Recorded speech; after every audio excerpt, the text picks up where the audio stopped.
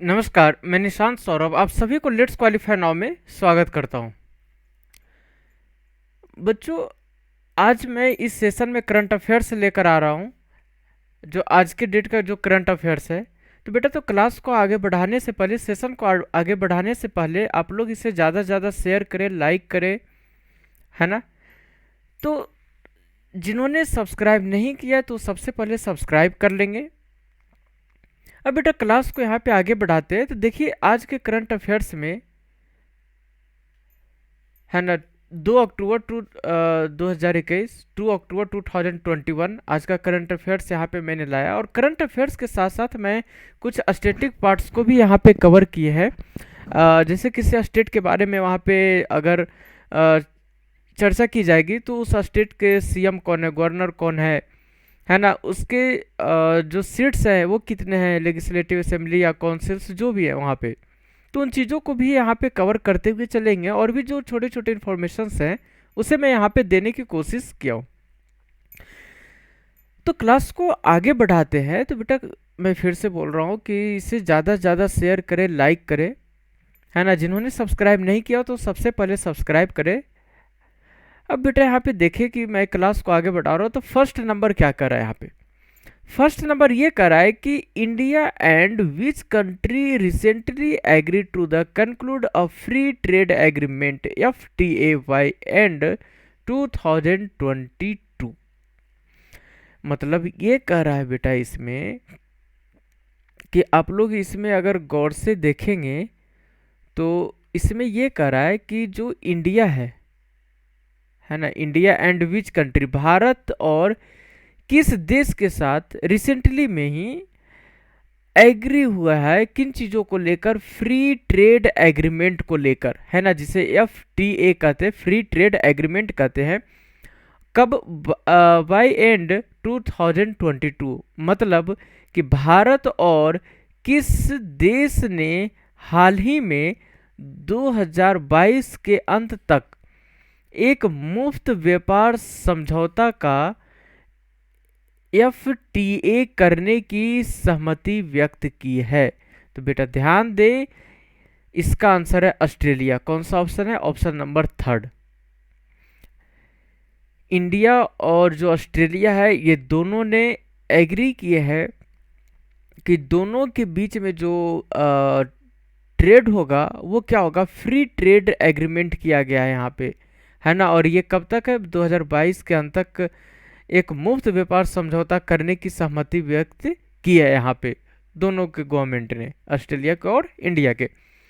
अब अगर free trade agreement की बात करते हैं तो सबसे पहले आप लोगों को समझना होगा कि फ्री ट्रेड एग्रीमेंट क्या होता है।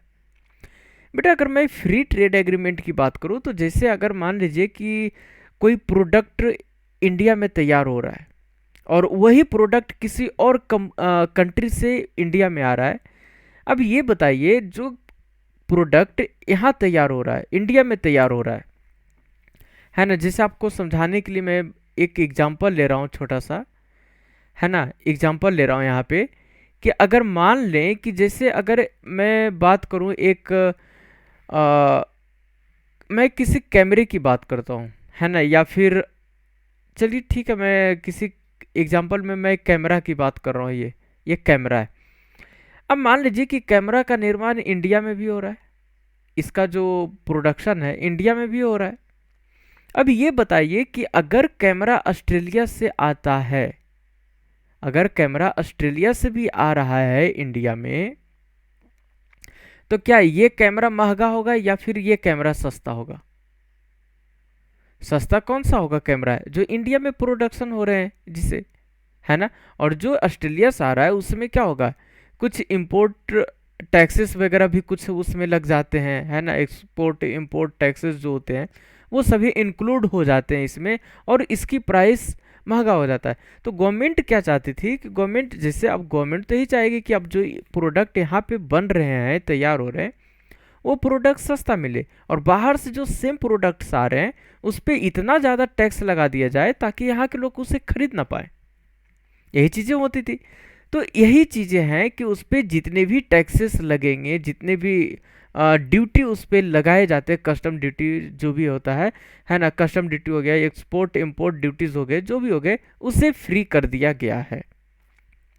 इसका मतलब ये होता है ना। देखिए जैसे मैं छोटे छोटे पॉइंट्स यहाँ पे मैं समझाने की कोशिश किया हूँ। जैसे देखिए यहाँ पे क्या दिया गया है कि the commodity which is produced in India, वैसे कमोडिटी जो इंडिया में भी प्रोड्यूस हो रहे हैं, and the same item comes from any countries, मतलब कि किसी दूसरे कंट्री से सेम आइटम यहाँ पे आ रहे हैं, देन तब क्या होता है, सच अ हाई टैक्स, तब उस पर हाई टैक्स लगा दिए जाते हैं। इंपोर्ट एक्सपोर्ट है ना, कस्टम ड्यूटी जो भी होते हैं वहाँ पे लगा दिए जाते हैं। It imposed on it so that the item become expensive, इस पे इतना ज़्यादा लगा दिया जाता है कि वो जो आइटम के कॉस्ट्स होते हैं, जो प्राइस होते हैं, वो काफ़ी ज़्यादा एक्सपेंसिव हो जाता है, वो प्रोडक्ट्स काफ़ी ज़्यादा महंगे हो जाते हैं, है ना। और जिसे can't be bought, can not be bought, जिसे अपन खरीद नहीं सकते, है ना। और मेरे प्यारे बच्चों अब यही करा, and when the free trade agreement, है ना, जब फ्री ट्रेड एग्रीमेंट कर दिया जाएगा ना, तो बेटा ध्यान रखे जो कम्स इनटू द फोर्स, जब फ्री ट्रेड एग्रीमेंट आ जाएगा तब यहाँ पे there is no custom duty और tax of any kind on that articles, तो किसी भी आर्टिकल्स पे उस पे किसी भी प्रकार की ड्यूटी टैक्सेस नहीं लगाए जाएंगे।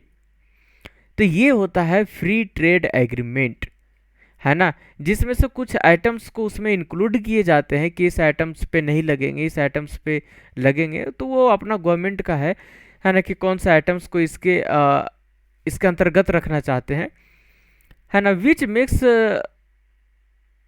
मेक्स दैट आइटम चीपर, जिससे वो आइटम है वो सस्ता हो जाएगा। हिंदी में भी वही लिखा गया है यहाँ पे कि जिस वस्तु का उत्पादन भारत में होता है और वही वस्तु किसी और देश से आता है, तब उस पर इतना ज़्यादा टैक्स मीन्स इंपोर्ट और एक्सपोर्ट लगा दिया जाता है ना, कि बेटा जिससे वो वस्तु महंगा हो जाए, है ना, उसे खरीद ना पाए। समझ में आ रही है बातें। और जब मुफ्त व्यापार समझौता लागू हो जाता है तो क्या होता है बेटा कि उस पर जो भी कस्टम्स लगाए गए, ड्यूटीज लगाए गए, टैक्सेस लगाए गए, है ना, इनमें से कुछ वस्तु को शामिल कर दिया जाता है, मतलब कि कुछ वस्तु को शामिल कर दिया गया कि इसे एफटीए के अंतर्गत रखना है और किसी गुड्स को एफटीए के अंतर्गत नहीं रखना है, तो वो चीज़ें गवर्नमेंट से डिसाइड करते हैं। जब उस पर से किसी भी प्रकार की टैक्सेस नहीं लगाया जाएगा, है ना, पर किसी भी प्रकार के जो कस्टम्स ड्यूटी होते हैं या फिर जो टैक्स होते हैं नहीं लगता, जिससे वो वस्तु सस्ता हो जाता है। तो ये चीज होते हैं एफटीए, फ्री ट्रेड एग्रीमेंट, है ना। तो आप लोग समझ गए होंगे आई होप, है ना। ऑल ऑफ जितने भी बच्चे हैं, जितने भी स्टूडेंट्स हैं, सभी को समझ में आ गई होगी कि क्या होता है फ्री ट्रेड एग्रीमेंट। अब मैं थोड़ा सा, जब ऑस्ट्रेलिया की बात की चर्चा यहाँ पे की गई है, तो मैं थोड़ा सा ऑस्ट्रेलिया के बारे में यहाँ पे बता दूं कि अगर ऑस्ट्रेलिया के बारे में देखें तो बेटा ध्यान दें यहाँ पे अबाउट ऑस्ट्रेलिया, ऑस्ट्रेलिया के बारे में यहाँ पे क्या दिया गया है, सो देखें। इसकी कैपिटल यानी कि राजधानी की बात करें तो कैनबरा है। ये कैनबरा है जो ऑस्ट्रेलिया की राजधानी है बेटा, वो कहाँ है, कैनबरा है। और यहाँ पे अगर ये पूछ दिया जाए क्वेश्चंस में कि कैनबरा किस नदी के तट पे स्थित है, तो मुरुम्बीजी नदी के तट पर स्थित है, situated on the bank of Murrumbidgee river. Murrumbidgee river, है ना, मुरुम्बीजी नदी के तट पर स्थित है कौन, कैनबरा, जो कि कैपिटल है ऑस्ट्रेलिया का। अब बेटा मैं करेंसी की अगर मैं यहाँ पे बात करूं तो ध्यान दें आप लोग, इसकी जो करेंसी है बेटा वो क्या है, ऑस्ट्रेलियन डॉलर है। जो मुद्रा है ऑस्ट्रेलिया का वो है ऑस्ट्रेलियन डॉलर। तो ये सभी क्या है, स्टैटिक्स पार्ट्स में आ जाते हैं और क्वेश्चंस पूछे जाते हैं एग्जामिनेशन में। इसीलिए मैं करंट अफेयर्स के साथ साथ कुछ स्टैटिक पार्ट्स को भी यहाँ पे कवर करवा दे रहा हूँ। तो ध्यान रखेंगे, अगर कैपिटल की बात की जाएगी तो कैनबरा हो जाएगा। और पूछ देगा कि किस नदी के तट पे स्थित है, तो ध्यान दे मेरे बच्चों लाडलों, मुरुनबीजी नदी के तट पे स्थित है ना। Situated on the bank of Murrumbidgee Murrumbidgee, है ना, रिवर। और करेंसी की बात करते बेटा तो ध्यान रखे ऑस्ट्रेलियन डॉलर हो जाएगा। और इसके जो प्राइम मिनिस्टर हैं, है ना, प्राइम मिनिस्टर ऑफ ऑस्ट्रेलिया, तो वो कौन है बेटा यहाँ पे, इस इनका नाम है स्कॉट मॉरिसन। स्कॉट मॉरिसन ये है प्राइम मिनिस्टर हैं ऑस्ट्रेलिया के। तो ये सभी चीज़ें हैं जो क्वेश्चंस एग्जामिनेशन में बाय द वे उठ जाते हैं, है ना। अब यहाँ पे देखते हैं कि ऑस्ट्रेलिया, इंडिया एंड ऑस्ट्रेलिया के बीच में जो एक्सरसाइज किया गया था, इसके बारे में थोड़ा सा देखें तो क्या है यहाँ पे, इन चीज़ों को आप लोग देखें। इंडिया एंड जो ऑस्ट्रेलिया एक्सरसाइज है उसके बारे में यहाँ पे थोड़ा सा देख लेते हैं कि कौन कौन से एक्सरसाइज यहाँ पे किए गए थे।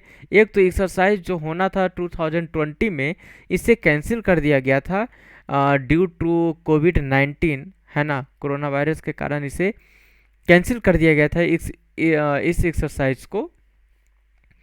चलिए आगे देखते हैं। तो भारत और ऑस्ट्रेलिया का अभ्यास है, तो इसमें देखिए एक है यहाँ पे पीस ब्लैच 2020, मतलब इस 2020 में होना था, लेकिन ये बेटा इसे कैंसिल कर दिया गया। क्यों? ड्यू टू कोविड-19, है ना, कोरोना की वजह से इस एक्सरसाइज को कैंसिल कर दिया गया था। और यहाँ पे अगर अपन एक और एक्सरसाइज की बात करते हैं, तो आप लोग यहाँ पे गौर करेंगे कि एक है AUSINDEX, है ना, मतलब कि जो ऑस्ट्रेलिया और इंडिया है, तो ऑस्ट्रेलिया का फर्स्ट थ्री लेटर और इंडिया का फर्स्ट थ्री लेटर, है ना, ये दोनों को मिलाकर यहाँ पे इस एक्सरसाइज का नेम दिया गया है, जिसे ऑस इंडेक्स रखा गया है यहाँ पे। ये नेवल एक्सरसाइज था, नौसेना अभ्यास था। ये ऑस इंडेक्स, ये नौसेना अभ्यास हुआ था भारत और ऑस्ट्रेलिया के बीच में। भारत और ऑस्ट्रेलिया के जो नेवल थे, जो नौसेना थे, उनके बीच में एक्सरसाइज किया गया था, करवाया गया था यहाँ पे। और एक तो मैंने बताया जो पीस ब्लेस है ये कैंसिल कर दिया गया था, जो कोविड-19 है उसकी वजह से रद्द कर दिया गया था। ठीक है, आगे बढ़े। चलिए देखिए बेटा क्वेश्चन नंबर सेकेंड की ओर यहाँ पे क्या है। अगर यहाँ पे देखें तो क्या कह रहा है कि यहाँ पे ये कह रहा है कि who has become the first Indian women to score a century in the pink ball test. बेटा ध्यान दे यहाँ पे क्या कर रहा है इन चीज़ों को।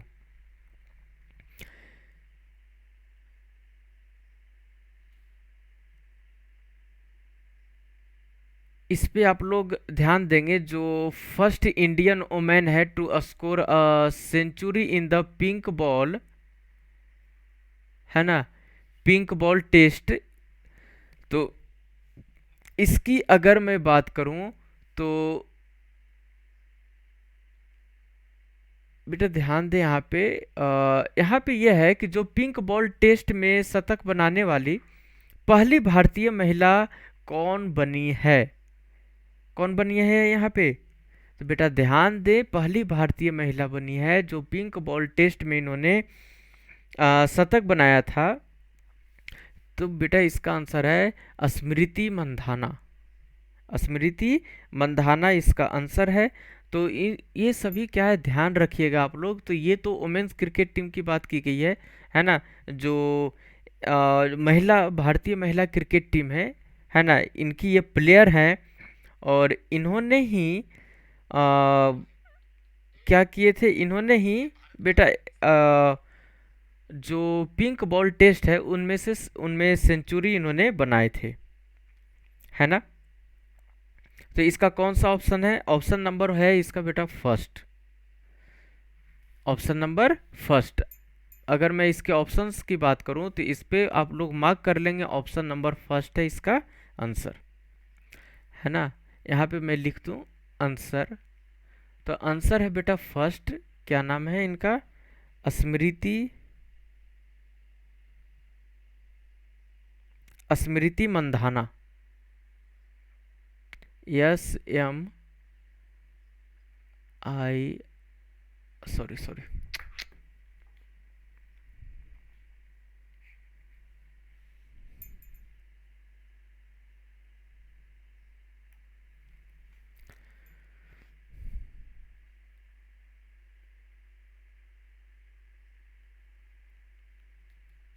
स्मृति मंधाना, है ना, ऑप्शन नंबर फर्स्ट।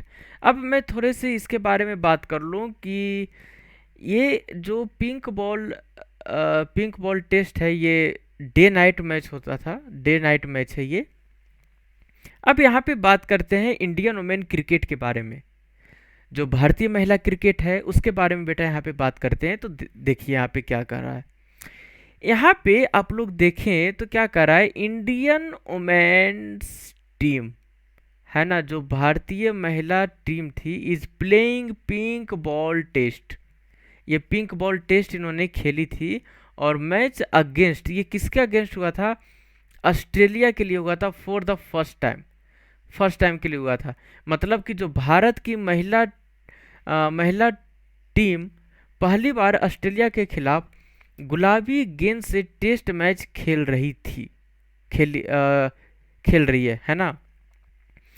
अब नेक्स्ट पॉइंट की बात करते हैं, तो बेटा ध्यान दें, नेक्स्ट पॉइंट क्या कर रहा है, ये कहाँ पे खेला गया था, कौन से स्थान पे खेला गया था, वेन्यू की बात की जा रही है यहाँ पे, पूछ देगा यहाँ पे क्वेश्चंस में कि कहाँ पे खेला गया था। तो ध्यान रखें, कारा, कारा ओवल, ये है क्वींसलैंड, कारा ओवल क्वींसलैंड में। अब ये प्लेस की बात है, यहाँ पे ऑस्ट्रेलिया में ही खेला गया था। अब देखिए यहाँ पे इंडिया, जो इंडियन कैप्टन है, सॉरी यहाँ पे यन हो जाएगा, ए के बाद यन हो जाएगा, जो इंडियन कैप्टन है वो है मिताली राज। मिताली राज ये भारतीय महिला क्रिकेट टीम की कप्तान है। और यहाँ पे देखें तो she also first Indian women to score a test 100 on Australian soil. वह ऑस्ट्रेलियाई धरती पर टेस्ट शतक बनाने वाली पहली भारतीय महिला भी है। किनके बारे में बात की जा रही है, तो बेटा स्मृति मंधाना के बारे में बात की जा रही है। अब तो ये तो हो गए भारतीय महिला क्रिकेट टीम के बारे में बात हुई है, इंडियन वुमेन क्रिकेट के बारे में बात हुई है। अगर यहाँ पे मैं बात करूँ इंडियन मेन क्रिकेट टीम के बारे में, तो इनमें कौन थे, Virat Kohli was the first Indian cricketer to score a pink ball test too in men's cricketer. मतलब कि जो विराट कोहली थे, ये पुरुषों के जो क्रिकेट में गुलाबी गेंद टेस्ट में स्कोर करने वाले पहले भारतीय क्रिकेटर थे। तो अगर इंडियन वुमेन क्रिकेट की बात करते हैं तो बेटा उसमें कौन है, उसमें है स्मृति मंधाना। और मेन क्रिकेट टीम की बात करते हैं ना बेटा, तो इसमें है विराट कोहली। ठीक है जी। अब यहाँ पे बढ़ते हैं नेक्स्ट की ओर। देखिए थर्ड नंबर क्या कह रहा है, थर्ड नंबर ये है बेटा कि which state has signed a memorandum of understanding with UK based causes e-mobility for the setting up electric vehicle EV plant. ये देखिए क्या है यहाँ पे, EV plant, electric vehicle plant. मतलब ये कह रहा है बेटा कि कौन से राज्य ने इलेक्ट्रिक वाहन बनाने के लिए यूके के साथ, यूके के जो कॉसिस, यूके के जो कॉसिस ई मोबिलिटी है, इसके साथ समझौता किए हैं। कौन से स्टेट हैं, तो बेटा ये है महाराष्ट्र। इसमें क्या है कि जो ई मोबिलिटी पे, यहाँ पे जो जो कॉसिस ई मोबिलिटी है, ये महाराष्ट्र के साथ इन्होंने एक क्या बोल सकते हैं कि समझौता, जिसे एग्रीमेंट बोल सकते हैं, इन चीज़ों को लेकर किया गया है, ताकि यहाँ से जितने भी इलेक्ट्रिक वाहन को यहाँ से क्या किया जाए, बनाया जाए, है ना। तो उसके बारे में यहाँ पे समझौता किया गया था। तो किस राज्य ने इलेक्ट्रिक वाहन ईवी संयंत्र स्थापित करने के लिए यूके स्थित कॉसिस ई मोबिलिटी के साथ समझौता ज्ञापन पर हस्ताक्षर किए हैं, तो बेटा इसका आंसर है ऑप्शन नंबर 1, महाराष्ट्र। अब नेक्स्ट की ओर यहाँ पे बढ़े तो ध्यान दें, नेक्स्ट में क्या कह रहा है कि जो कॉसिस मोबिलिटी है, इन्होंने कितना इन्वेस्ट किया। तो मेरे बच्चों यहाँ पे ध्यान दें, इन्होंने इन्वेस्ट किया है बेटा, ये इन्होंने कितना इन्वेस्ट किया है, इन्वेस्ट किया है 2800 करोड़। आप लोग अमाउंट को ध्यान रखेंगे, जो कॉसिस ई मोबिलिटी है, इन्होंने निवेश की है यहाँ पे कितना बेटा, तो 2800 करोड़ इतना निवेश की है। अच्छा, इसके बाद अगर यहाँ पे बात करते हैं कि अगर अपन यहाँ पे बात करें ना, तो एक चीज़ को ध्यान दे, क्या है कि जो ईवी मैन्युफैक्चरिंग प्लांट है विल बी सेटअप इन, जो ईवी मैन्युफैक्चरिंग प्लांट है इसे कहाँ पे स्थापित किया जाएगा। जब एग्रीमेंट हुआ है तो बेटा तो उसकी तो सेटअप करनी होगी ना, तभी तो जो व्हीकल्स हैं बनाए जाएंगे। तो ध्यान रखें, ये स्थापित किया गया है तलेगांव में, स्थापित किया गया है कहाँ पे बेटा, तलेगांव में। और ये कहाँ पे है, तो ये पुणे के पास में है, नियर पुणे। तो क्वेश्चंस पूछ सकते हैं कि यूके के जो कॉसिस मोबिलिटी है ये कौन से स्टेट के साथ समझौते किए हैं ईवी जो इलेक्ट्रिक व्हीकल है उसे बनाने के लिए। तो बेटा ध्यान रखें वो है महाराष्ट्र। और कितने इन्वेस्ट किए हैं, तो 2800 करोड़। और इसके बाद अगर यहाँ पे बात करें कि ये किस प्लेस पे स्थापित किए हैं, तो तलेगांव जो कि पुणे के नज़दीक में है। और ये जो है ना बेटा यहाँ पे कि it is the first big ticket investment under the recently announced Maharashtra EV policy 2021। मतलब कि जो हाल ही में घोषित महाराष्ट्र जो ईवी नीति 2021 के तहत यह पहला बड़ा निवेश है। जो ईवी नीति जो नीति 2021 था, तो इसमें इसके तहत पहला ये बड़ा निवेश है, काफ़ी बड़ा अमाउंट यहाँ पे निवेश किए जा रहे हैं, इन्वेस्टमेंट किए जा रहे हैं। ठीक है, चलिए अब यहाँ पे नेक्स्ट की ओर बात करते हैं। जब इतने सब कुछ बातें हो गई है तब क्यों ना थोड़ा सा महाराष्ट्र के बारे में बात कर ले। तो ध्यान दे बेटा, यहाँ पे अगर अपन महाराष्ट्र के बारे में बात करते हैं अबाउट महाराष्ट्र, तो ध्यान रखें महाराष्ट्र कितने पोजीशन पे है, सेकंड पोजीशन पे। किस लिए, तो इन टर्म्स ऑफ पॉपुलेशन, जनसंख्या के हिसाब से जो महाराष्ट्र है वो भारत के दूसरे नंबर पे आते हैं राज्य में। और पहले नंबर पे कौन है बेटा, तो ध्यान दे, आप लोग नोट कर लेंगे, मैं लिखवा दे रहा हूं कि अगर फर्स्ट नंबर की बात की जा रही है तो आप लोग कहीं साइड में लिख लेंगे। तो फर्स्ट पोजीशन पे है यूपी, उत्तर प्रदेश। जो उत्तर प्रदेश है वो फर्स्ट पोजीशन पे आता है, किसमें, ये आता है पॉपुलेशन में।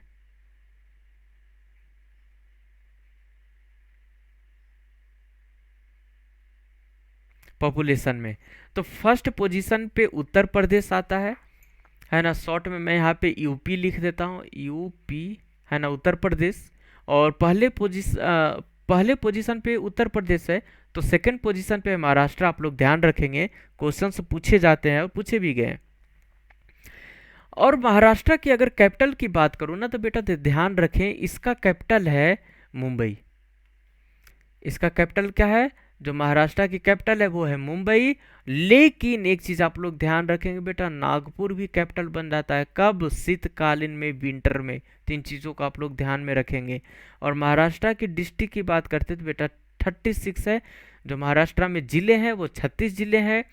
और वहाँ के चीफ मिनिस्टर कौन है, मुख्यमंत्री, तो उद्धव ठाकरे हैं जो मुख्यमंत्री हैं। और डिप्टी चीफ मिनिस्टर की बात करते हैं ना बेटा, तो यहाँ पे तो अजित पवार वहाँ के उप मुख्यमंत्री हैं। और गवर्नर की बात करते हैं बेटा, तो भगत सिंह कोश्यारी, ये वहाँ के राज्यपाल हैं। तो जो महाराष्ट्र है वो दूसरे प्लेस पे आते हैं इन टर्म्स ऑफ पॉपुलेशन, है ना। और इसकी कैपिटल की बात करते हैं मुंबई है। और विंटर में कैपिटल की बात करते हैं बेटा तो हो जाता है नागपुर। और इसमें 36 जिले हैं, चीफ मिनिस्टर की बात करते तो उद्धव ठाकरे है, डिप्टी चीफ मिनिस्टर की बात करते तो अजित पवार है, और इसके गवर्नर की बात करते ना बेटा तो ये है भगत सिंह कोश्यारी। अब नेक्स्ट में यहाँ पे देखते हैं, नेक्स्ट में क्या है कि थोड़ी सी और यहाँ पे बातें की गई है कुछ सीट्स के बारे में, है ना। By commercial, legislative by commercial जो द्विसदनीय होता है ना, जो द्विसदनीय होता है, विधायी द्विसदनीय, उसमें अब इन चीज़ों पे ध्यान दें। यहाँ पे जो बातें हैं लेजिस्लेटिव असेंबली की, बेटा ध्यान दें, ये जो लेजिस्लेटिव असेंबली है इसमें कितने हैं 288, 288 है ये, है ना। और यहाँ पे ध्यान दें, और यहाँ पे अगर मैं बात करूँ तो जो लेजिस्लेटिव काउंसिल है इसमें कितने सीटें हैं 78 है, मीन्स विधान परिषद में 78 है। और बेटा यहाँ पे बात करूँ राज्यसभा की तो ध्यान दें यहाँ पे 19 है, राज्यसभा 19। और यहाँ पे अगर मैं बात करूँ तो लोकसभा तो बेटा ध्यान रखें लोकसभा में 48 48। तो ये सभी चीज़ें हैं, आप लोग ध्यान रखेंगे, है ना। मैं कुछ स्टैटिक पार्ट्स को भी कवर करवा दे रहा हूँ ताकि आप लोगों को करंट अफेयर्स के साथ साथ कुछ स्टैटिक पार्ट्स भी कवर हो जाए। अब नेक्स्ट की ओर बढ़े हैं तो देखिए 4 नंबर क्या कर रहा है यहाँ पे कि which country has introduce a new currency with 6 few zeros on 1 अक्टूबर। अब देखिए क्या होता है ये, इसमें ये होता है ना बेटा कि किस देश ने 1 अक्टूबर को 6 कम शून्य के साथ एक नई मुद्रा पेश की है, तो इसका आंसर है वेनेजुएला, ऑप्शन नंबर 4। अब देखिए ये क्या होता है, ये तब होता है जब मान लीजिए कि किसी भी कंट्री का जो करेंसी है उसकी वैल्यू इतनी ज़्यादा गिर जाए, किसके कंपैरिजन में, अमेरिकी डॉलर के कंपैरिजन में, है ना। अब जैसे वेनेजुएला की बात की गई है ना, तो बेटा तो इसमें ये था कि इसकी जो करेंसी थी, है ना, इसका जो करेंसी है वेनेजुएला का, तो इसमें ये था कि काफ़ी ज़्यादा इसकी वैल्यू गिर गई थी, इसके जो करेंसी था काफ़ी ज़्यादा गिर गया था इसकी वैल्यू। इसमें ये हुआ था कि जो अगर मानकर चले कि यहाँ पे अगर 1 लाख है, अगर सॉरी 10 लाख, 3 4 5 6 1 2 3 4 5 6, ठीक है 10 लाख है, और इसकी वैल्यू इतनी ज़्यादा गिर गई ना, इतनी ज़्यादा गिर गई इसकी वैल्यू कि ये किसके बराबर आ गया, 1 नोट के बराबर आ गया। मतलब कि एक नोट निकाल दिया, मतलब 6 जीरो को हटाकर एक नोट निकाल दिया। जैसे एक बार मैं बात करूं ईरान के बारे में, तो ईरान में भी ये चीज़ हुआ था, लेकिन इसकी वैल्यू इतनी ज़्यादा नहीं गिरी थी, ये इसको बस 4 जीरो हटाना पड़ा था और एक नोट निकालना पड़ा था, ये है ना यहाँ पे। तो ये था ईरान के बारे में, तो इसका आंसर है ऑप्शन नंबर 4। यहाँ पे मैं ईरान के बारे में समझाने के लिए यहाँ पे मार्क कर दिया था, इन चीज़ों को आप लोग ध्यान दे देंगे, है ना। जो ईरान का था तो ईरान की वैल्यू भी यहाँ पे काफ़ी ज़्यादा गिर गया था, लेकिन वेनेजुएला का कंपैरिजन में कम गिरा था। वेनेजुएला को तो 6 जीरो को रिमूव करना पड़ा था, रिमूव करना पड़ा, है ना, लेकिन ईरान को केवल 4 जीरो हटाना पड़ा था। तो अमेरिकी डॉलर के कंपैरिजन में काफ़ी ज़्यादा इसके प्राइसेस गिर जाते हैं मुद्रा की। जब इस तरह से सिचुएशंस आते हैं ना, तब क्या करते हैं कि उसका एक ही नोट निकाल देते हैं। जैसे यहाँ पे 10 लाख की बात की गई है, 10 लाख पे 6 जीरो को हटाकर 1 नोट निकाल दिया जाता है ना, 1 बोलीवार।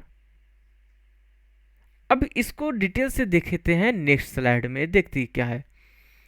जैसे यहाँ पे बात की गई है, इसमें ये होता है ना कि when the value of a countries currency, जब किसी भी कंट्री के जो करेंसी का वैल्यू होता है ड्रॉप्स ग्रेटली, काफी ज्यादा गिर जाना, अगेंस्ट द यूएस डॉलर।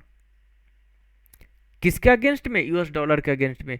मतलब ये कह रहा है ना बेटा, जब किसी देश की मुद्रा की कीमत अमेरिकी डॉलर के मुकाबले बहुत घट जाए, जैसे $1 बराबर मान लेते कि 10 लाख बोलीवार है, तब 1 नोट किसके बराबर हो गया, 10 लाख के बराबर हो गया। मतलब कि एक नोट निकालेगा जिसकी वैल्यू क्या होगी, 10 लाख बोलीवार होगा। समझ में आई बात। ये चीज़ें होती है। ईरान का मैंने बताया कि ईरान का भी वैल्यू गिरी थी, ईरान के जो करेंसी है, लेकिन इतनी ज़्यादा इसकी वैल्यू नहीं गिरी थी जितनी ज़्यादा वेनेजुएला का गिरा है। अब यहाँ पे क्या है कि वेन द वैल्यू, है ना, when the value of Iran currency had decreased, then Iran came out with a currency called 1 toman, है ना। इसने जो 10,000 वैल्यू गिरे थे ना बेटा इसके करेंसी के, तो इसके प्लेस पे 1 तोमान निकाला था ये, 1 तोमान, है ना।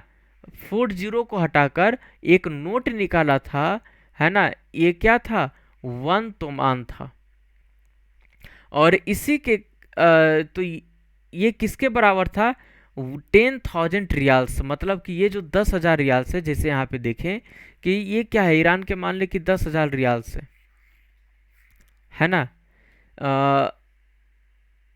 यहाँ पे जैसे 10,000 है ना बेटा, ये 10,000 रियाल्स, 10,000 रियाल्स है, ठीक है। समझ में आ रही है ना बात है, 10,000 रियाल्स है। अब इसकी वैल्यू इतनी ज़्यादा गिर गई ना बेटा कि ये 1 तोमान के बराबर हो गया। और ये क्या है, 1 नोट है ये, मतलब कि ये जो ये 40 दिखाई दे रहे हैं ना आप 10,000 में, इसे हटा दिया और इसको हटाकर केवल एक नोट निकाला जो 1 तोमान था। तो ये चीजें होती है इसमें।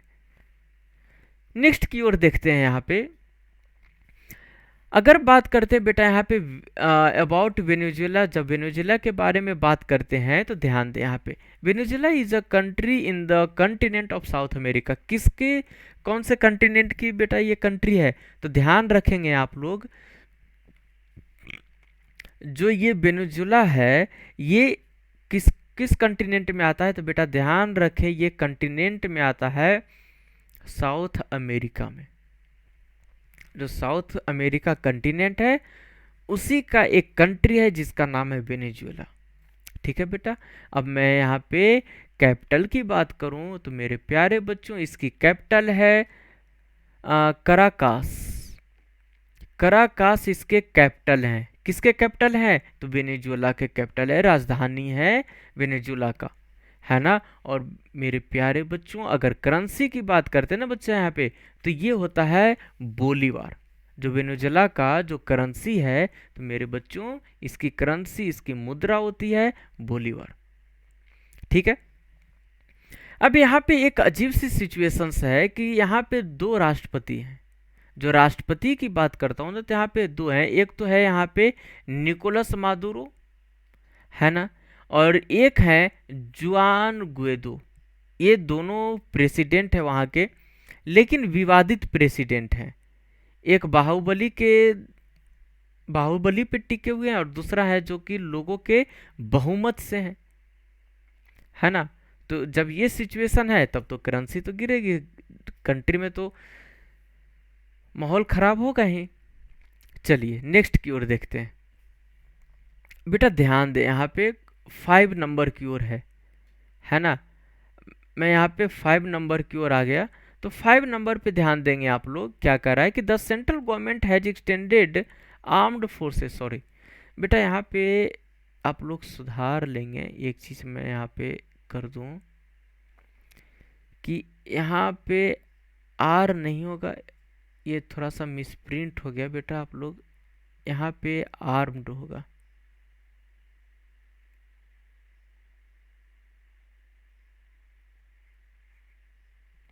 आर्म्ड फोर्सेस, है ना। मतलब the central government has extended armed forces special power act in 3 of which state by another 6 months. मतलब ये कह रहा है कि केंद्र सरकार ने किस राज्य में से 3 में सशस्त्र बल मतलब विशेष शक्तियां अधिनियम को और 6 महीने के लिए बढ़ा दिया है ना। इसे ये है अरुणाचल प्रदेश। बेटा ध्यान रखे किस में, क्या ऑप्शन नंबर 1 अरुणाचल प्रदेश में, क्योंकि वहाँ पे माहौल सही नहीं है। वहाँ पे माहौल सही का मतलब है कि वहाँ की जो मीन्स एक तरह से, या फिर बोल सकते हैं नक्सलाइट एरिया, या जो भी बोल सकते हैं, इसे बोल सकते हैं वहाँ पे, है ना। इस तरह के सिचुएशंस तो ये सभी चीज़ें होती हैं। तो इसमें गवर्नमेंट ने क्या किए, 6 महीने तक के लिए इसके जो कुछ खास पावर्स थे उसको एक्सटेंड कर दिए हैं, उससे बढ़ा दिए हैं। तो कौन से स्टेट की बात की गई है, तो बेटा अरुणाचल प्रदेश। अब यहाँ पे अरुणाचल प्रदेश के बारे में बात की जा रही है, तो उससे पहले थोड़ी सी और भी पॉइंट्स को जान लें इसके बारे में कि क्यों हुआ और किस कारण से हुआ। तो इन चीज़ों पे आप लोग गौर करेंगे। यहाँ पे बेटा एक है कि मैं इस स्लाइड में हाइड हो जा रहा हूँ, है ना, क्योंकि आप लोगों को साइड में थोड़ा सा कटेगा। तो बेटा मैं हाइड हो रहा हूँ, आप लोग टेंशन ना लें, अब मेरी आवाज़ें आप लोगों को सुनाई देगी। चलिए ठीक है,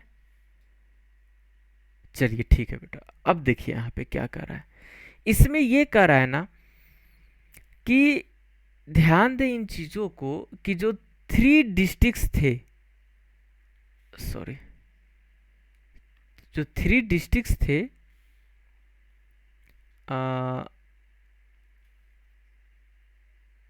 3 districts and 2 police stations area, 3 district और 2 पुलिस स्टेशन एरिया था किसका, अरुणाचल प्रदेश का, है ना। Arunachal Pradesh declared as disturbed under AFSPA। मतलब ये है कि जो अरुणाचल प्रदेश के जो 3 जिलों और 2 थानों क्षेत्रों को आप अप्सपा के तहत अशांत घोषित किया गया है ना। और नेक्स्ट की बात करता हूँ, तो बेटा ध्यान दें, declared disturbed for the next 6 months under the armed forces special powers act after reviewing the extremist activity and law and order. मतलब कि इसे जो पावर को बढ़ाया गया है ना, इसे जो उग्रवादी गतिविधि होते हैं ना, उग्रवादी गतिविधि को कम करने के लिए यहाँ पे इन चीज़ों को किया गया है, ताकि वो ज़्यादा उग्रवादी ना हो, ज़्यादा किसी तरह के गलत एक्टिविटी ना हो वहाँ पे। तो यहाँ पे यही कह रहा है कि जो उग्रवादी गतिविधि हैं और कानून व्यवस्था की समीक्षा करने के बाद सशस्त्र बल को विशेषाधिकार अधिनियम के तहत अगले 6 महीने के लिए अशांत घोषित कर दिया गया है। ठीक है, नेक्स्ट की बात करते हैं ना बेटा यहाँ पे। तो नेक्स्ट में आप लोग ध्यान देंगे इन चीज़ों को, क्या है कि जो नोटिफिकेशन है will be effective from 1 October 2021 to 31 March 2022। मतलब यह है कि ये जो फैसले लिए गए हैं, जो नोटिफिकेशन जारी किए गए ना मेरे बच्चे, तो इसे कब तक रखा गया है, ये लागू किया गया है 1 अक्टूबर से 1 अक्टूबर 2021, 1 अक्टूबर 2021 मीन्स 1 अक्टूबर 2021 से लेकर 31 मार्च 2022 मीन्स 31 मार्च 2022 तक रखा गया। यहाँ पे अब देखिए यहाँ पे क्या है कि Namsai and Mahadevpur police station area of Tirap है, इसके बाद है चांगलंग है ना, एंड लॉगिंग डिस्ट्रिक्ट्स हैं और कुछ नामसाई डिस्ट्रिक्ट्स हैं, है ना। तो कौन कौन से हैं यहाँ पे, जो तिरप नामसई है, नामसई एंड महादेवपुर, है ना, Mahadevpur police station area of Tirap है, चांगलंग है ना, लॉगडिंग है ना, इसके बाद लॉगडिंग डिस्ट्रिक्ट है, फिर नामसाई डिस्ट्रिक्ट हैं। तो ये सभी एरिया वहाँ पे आ जाते हैं। और ये किया गया है किसके अंडर, किसके तहत किए गए हैं, तो मेरे बच्चों ध्यान दें, ये किया गया है under the powers vested in section 3। Section 3 के अनुसार इसे आर्म्ड फोर्सेस को कुछ स्पेशल पावर दिए गए हैं यहाँ पे। तो इन चीज़ों को आप लोग ध्यान रखेंगे, एक छोटी सी जानकारी आप लोगों को देती जा रहा हूँ। और ये एक्ट था 1958 में तैयार किया गया था, तो उसी के तहत यहाँ पे कुछ स्पेशल पावर यहाँ पे आर्म्ड फोर्सेस को दिए गए हैं। ठीक है, नेक्स्ट देखते हैं यहाँ पे कि अब यहाँ पे जान लें कि अबाउट अरुणाचल प्रदेश, तो अरुणाचल प्रदेश के बारे में यहाँ पे जान लें तो क्या है अरुणाचल प्रदेश में। अबाउट अरुणाचल प्रदेश, इसे केंद्र शासित प्रदेश घोषित किया गया था, बेटा ध्यान रखें, 21 जनवरी 1972 को इसे यूनियन टेरिटोरी घोषित किया गया था, है ना, केंद्र शासित प्रदेश कब, 21 जनवरी 1972 को। अब मेरे बच्चों इन चीज़ों पे भी आप लोग गौर करेंगे। इसे बाद में स्टेट बना दिया गया था 20 फरवरी 1987 को, इसे राज्य में बदल दिया गया था 20 फरवरी 1987, है ना, कब बदला था इसे स्टेट में, 20 फरवरी 1987 को। अब मैं इसमें मेरे बच्चों अगर कैपिटल की बात करूँ ना, तो लाडो ध्यान दे, इसकी कैपिटल है ईटानगर। जो इसकी राजधानी है, इसकी राजधानी कहाँ है, तो मेरे बच्चों ध्यान रखें, अरुणाचल प्रदेश की जो कैपिटल है वो है ईटानगर। और इसमें डिस्ट्रिक्ट्स कितने हैं, तो 25 डिस्ट्रिक्ट्स हैं। जो जिला की बात की जा रही है वो 25 जिले हैं। और मेरे बच्चों यहाँ पे एक चीज़ और ध्यान रखेंगे, जो वहाँ के मुख्यमंत्री हैं, चीफ मिनिस्टर हैं, वो कौन है, तो बेटा ध्यान रखें, पेमा खांडू, है ना, पेमा खांडू, ये हैं मुख्यमंत्री हैं, पेमा खांडू, कहाँ के, अरुणाचल प्रदेश के। और बच्चों एक चीज़ और आप लोग देखेंगे, जो गवर्नर है, राज्यपाल हैं, तो राज्यपाल कौन है, brigadier doctor B D Mishra, ये है वहाँ के राज्यपाल, गवर्नर हैं, कौन है, तो जो राज्यपाल है ना बेटा वहाँ के, तो वो है brigadier doctor B D Mishra. अब लाडलू, अब देखें वहाँ की लेजिस्लेटिव का क्या हालचाल है। तो लेजिस्लेटिव की बात करते हैं ना बेटा, तो लेजिस्लेटिव असेंबली में 60 सीट्स हैं, 60 सीटें हैं, है ना। राज्यसभा की बात करते हैं तो मेरे बच्चों 1 सीट है, लोकसभा की बात करते हैं तो 2 सीटें हैं, ठीक है। ये सभी चीज़ें थी। तो ये आपका आज का सेशन लास्ट हुआ। और बच्चों मेरे साथ अपना समय देने के लिए thanks for all of you guys. बेटा सेशन को आज यहीं तक रखते हैं, फिर नेक्स्ट डे मिलते हैं, नेक्स्ट डे करंट अफेयर्स के साथ। तो मेरे बच्चों जाने से पहले जिन्होंने सब्सक्राइब नहीं किया है तो वो सब्सक्राइब कर देंगे और बेल आइकन पे भी क्लिक कर देंगे, ताकि वीडियो का नोटिफिकेशन आपके पास रेगुलर और सबसे पहले पहुंचता रहे, है ना। तो मेरे बच्चों सेशन अच्छा लग रहा है, इसे आप लोग ज़्यादा से ज़्यादा शेयर करें, कैसा लग रहा है सेशन, इसे आप लोग कमेंट सेक्शन में भी मेंशन करें, है ना। और मैं कुछ इसी तरह के करंट अफेयर्स के साथ मैं कुछ स्टैटिक पार्ट्स को भी यहाँ पे आप लोगों के साथ कवर करता रहूँ, ताकि करंट अफेयर्स के साथ साथ आप लोगों के स्टैटिक पार्ट्स भी कवर होते रहेंगे, है ना। तो मेरे प्यारे बच्चों आज सेशन को यहीं तक रखते हैं। तो thanks for watching my video, subscribe, like and share. तो इसी के साथ मिलते हैं आप लोगों से नेक्स्ट सेशन में, है ना। तो मेरे बच्चों तब तक जय हिंद।